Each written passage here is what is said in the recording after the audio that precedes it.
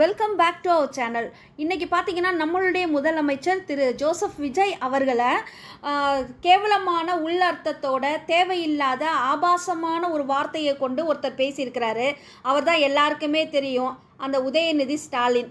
அவர் என்ன பேசியிருக்கிறாருன்னு வீடியோக்குள்ளே போய் பார்த்துடலாங்க. வீடியோக்குள்ளே போகிறதுக்கு முன்னாடி லைக் பண்ணுங்கள், ஷேர் பண்ணுங்கள், சப்ஸ்கிரைப் பண்ணுங்கள். இப்போ நம்ம வீடியோக்குள்ளே போயிடலாம். இப்போ பார்த்தீங்கன்னா தஞ்சையில் விவசாயிகளுக்கான ஒரு மீட்டிங்கை ஒன்று போட்டிருக்கிறாரு மத்திய மாவட்டத்தில். ஆனால் அந்த இடத்துல இவர் தேவையில்லாத வார்த்தைகளை பேசுகிறாரு. ஏங்க, தண்ணீர் வராத விஷயத்தை பற்றி பேசுகிறீங்க, விவசாயிகளுக்காக பேசுகிறீங்க, அப்புறம் விவசாய கடன்களை ரத்து பண்ணணும்னு பேசுகிறீங்க. இவ்வளோ நாள் என்ன பண்ணிட்டு இருந்தீங்க? நீங்க அரசியலில் இருக்கும் போது ஸ்டாலின் ஆகட்டும், திரு ஸ்டாலின் ஆகட்டும், திரு உதயநிதி ஸ்டாலின் ஆகட்டும், நீங்களாம் என்ன பண்ணிட்டு இருந்தீங்க? அப்போல்லாம் நீங்கள் பண்ணலை. ஆண்டாண்டு காலமாக ஆண்டுகிட்டு இருந்த நீங்களும் பண்ணலை, ஏடிஎம்கேவும் டிஎம்கேவும் தான் சரி சேர்ந்து சொல்கிறோம். நீங்கள் யாருமே பண்ணாததை இப்போ தாங்க வந்திருக்காரு. ஜஸ்ட் 75 days, அது 2 months தான் ஆயிருக்கு. விடுங்க, இன்னும் 5 வருஷம் அவர் கையில் இருக்குங்க. அவர் இப்போவே எவ்வளோ மாற்றங்களை கொண்டு வந்திருக்கிறாரு. அது இல்லாமல் அதெல்லாம் நினச்சி பார்க்காம தங்களுடைய தவறை மறைக்கும் விதமாக ஆகுன்னா எப்போ பார்த்தாலும் என்ன பண்ணிடுறாங்க, ஆளுங்கட்சியை குறை சொல்கிறதுலையே. அப்போ தானே இவங்க தெரிய முடியும். இல்லைன்னா இவங்க திருடர்கள்ன்றது எல்லாருக்குமே தெரியுது இல்லையா? அதனால் இப்போ என்ன பண்ணிட்டு பேச்சோட பேச்சா அவருடைய கெட்ட காழ்ப்புணர்ச்சியான எண்ணம், அசிங்கமான ஆபாசமான ஒரு எண்ணம், சிந்தனை இருக்கிறவனால மட்டும்தான் இப்படி பேச முடியும். இரட்டை அர்த்தத்தோட பேசியிருக்கிறாப்புல, தவறா பேசியிருக்காரு. அதை ஒரு பொது ஜனத்துல இருக்கிற யாரோ ஒருத்தன் எவனோ ஒருத்தன் பேசிட்டா கூட அப்படின்னு சொல்லி விடலாம். ஆனா ஒரு அரசியல்ல ஆமா, இவர் துணை முதலமைச்சர் மட்டும் இல்லைங்க, இவருடைய தாத்தா எவ்வளோ பெரிய ஒரு இதுல இருந்திருக்காரு, அவங்க அப்பாவும் இருந்திருக்காரு. ஸோ நாகரீகங்கள்ன்றது மறைஞ்சு போகலாம். ஆனால் அந்த ஒரு சபை நாகரீகம் அது தெரியணும்ல, மேடை பேச்சில் எப்படி பேசணும்னு தெரியணும்ல. இவர் இப்படியான ஒரு ஆபாசமான ஒரு வார்த்தையை பேசியிருக்கிறாரு. இது இப்போ பேசும் பொருளாக பயங்கரமாக எல்லாருமே பேச ஆரம்பிச்சிருக்காங்க. தமிழிசை சவுந்தரராஜன் அவர்கள் வன்மையாக கண்டித்து பேசியிருக்காங்க. ஒவ்வொரு மக்களுமே இதை கண்டிக்கணும். ஒரு முதலமைச்சரை பேச எப்படி இவ்வளோ ஒரு துணிவு வரும் அப்படின்றது தான் எங்களுடைய கருத்தாக இருக்குது.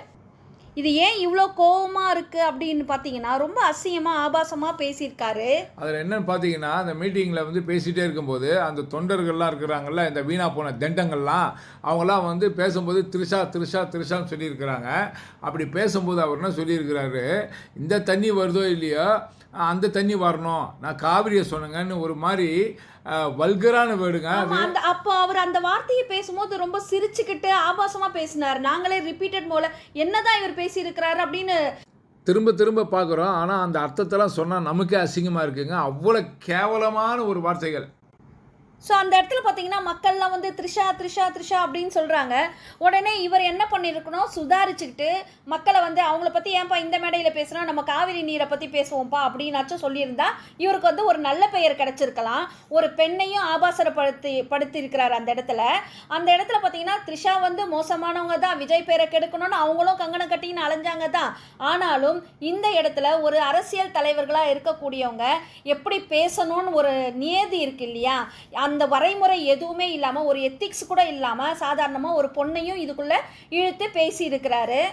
இதில் பார்த்தீங்கன்னா எல்லாருமே கண்டிக்கத்தக்க விஷயமா இருக்குது. இது நாடே கொந்தளிச்சு போயிருக்குது. இதில் சிஎம் அவர்களை இணைச்சு பேசுனது எவ்வளோ பெரிய தப்பு. ஏற்கனவே இப்படி மற்றவங்கெல்லாம் பேசுனதை கண்டிக்கிற ஒரு இதுல தான் ஒவ்வொரு தலைவர்களுமே இருக்கணும். இப்படிலாம் பேசாதீங்க அப்படின்னு. இவங்களால ஒண்ணுமே பண்ண முடியல. ஆனா இவங்களே இந்த கனெக்ஷன் கொடுக்கிற வேலையை பண்ணிட்டு இருக்காங்களே, அசிங்கமா இல்லையா உதயநிதி ஸ்டாலின் அவர்களே அப்படின்னு கேக்குறோம். ராஜினாமா பண்ணிட்டு போங்கன்னு தான் நாங்க சொல்றோம். இதை சும்மா விடவே கூடாதுங்க. இல்லங்க, நேர்மையான ஆட்சி நடக்கிறத யாராலையும் உங்களால தாங்க முடியல. அதனால உங்க இஷ்டத்துக்கு என்னவோ பண்ணிட்டு இருக்கீங்க. இது மட்டும் இல்லைங்க, இன்னும் பார்த்தீங்கன்னா இப்போ ஆளுங்கட்சியில் இருக்கிற நம்ம சிஎம் தளபதி அவர்களுடைய தலைமையில் அமைந்திருக்கிற அந்த கேபினெட் மினிஸ்டர்ஸ் அவங்களெல்லாமும் இவர் தப்பா பேசியிருக்கிறார் அமைச்சர்களை. என்னன்னா ஒருத்தர் லாட்ரி விற்கிறவர், டிக்கெட் விற்கிறவர், அப்புறம் கஞ்சா விற்கிறவர், இப்படியெல்லாம் ரொம்ப கேவலமா இவங்கெல்லாம் என்னமோ உத்தமர்கள் மாதிரியோ. ஒரு விஷயம், மு.க. ஸ்டாலின் அவர்கள் பதவி ஏற்ற போது அப்ப செந்தில் பாலாஜி அவர்கள் பேசுறாரு, நம்ம தலைவர் 11 மணிக்கு பதவி ஏற்றுட்டாருன்னா 11:05 போய் மணல் அள்ளுங்க, மணல் திருடுங்க, அதுக்கு நான் பொறுப்பு அப்படின்னு சொன்னேன். இந்த கேடு கட்ட ஆட்சியிலேருந்து ஒரு விடுதலை கொடுத்து இன்னைக்கு எல்லா மக்களுமே பாராட்டுறாங்க. லஞ்சம் வந்து ஒழிக்கப்பட்டிருக்கு, ரமணா படம் பார்த்த மாதிரி இருக்குங்க. ஆனால் இவங்களெல்லாம் பொறுக்கலைங்க. இதுதாங்க உண்மை. ஏன்னா திருடர்களுக்கு பயம் வந்துருச்சு. ஏன்னா இவரோட ஆட்சியில நம்ம எல்லாம் மாட்ட போறோம், எதையாவது ஒண்ணு பேசி 100% நீங்க எல்லாம் உள்ள போறீங்கன்றதுல இதுல கன்ஃபார்ம் இதுல ஆயிடுச்சு. அதனால பத்தாவதுக்கு உங்களுடைய அழுக்கான கேவலமான ஒரு சிந்தனை உங்களுக்குள்ள இருக்கிறதும் வெளிப்பட்டு போச்சு. ஸோ நீங்க அதாவது ஒருத்தன் வந்து பக்கத்து இலையை பார்த்து சாம்பார் ஊத்துன்னு சொல்ற கதையா தான் இப்போ இவர் உதயநிதி ஸ்டாலின் அவர்களுடைய கதையும் இருக்குது. நீங்க எப்போ வந்து எங்களுடைய தளபதி சிஎம் விஜய் அவர்களை பத்தி சொன்னீங்களோ அப்போ அது மாதிரி தான் நீங்க இருப்பீங்க போல இருக்குது. உங்களுடைய எண்ணத்தை வந்து ஏன் சார் எங்களுடைய தளபதி மேல நீங்க பேசுறீங்கன்றது தான் எங்களுடைய கேள்வியா இருக்குது. இதுவே மக்களுடைய கேள்வியாகவும் இருக்கு. உங்களுடைய கருத்து என்னன்றதை கமெண்ட் செக்ஷன்ல கமெண்ட் பண்ணுங்க. இந்த வீடியோ உங்களுக்கு கண்டிப்பா பிடிச்சிருக்கும் நினைக்கிறேன். பிடிச்சதா லைக் பண்ணுங்க, கமெண்ட் பண்ணுங்க, ஷேர் பண்ணுங்க, சப்ஸ்கிரைப் பண்ணுங்க. தேங்க்யூ.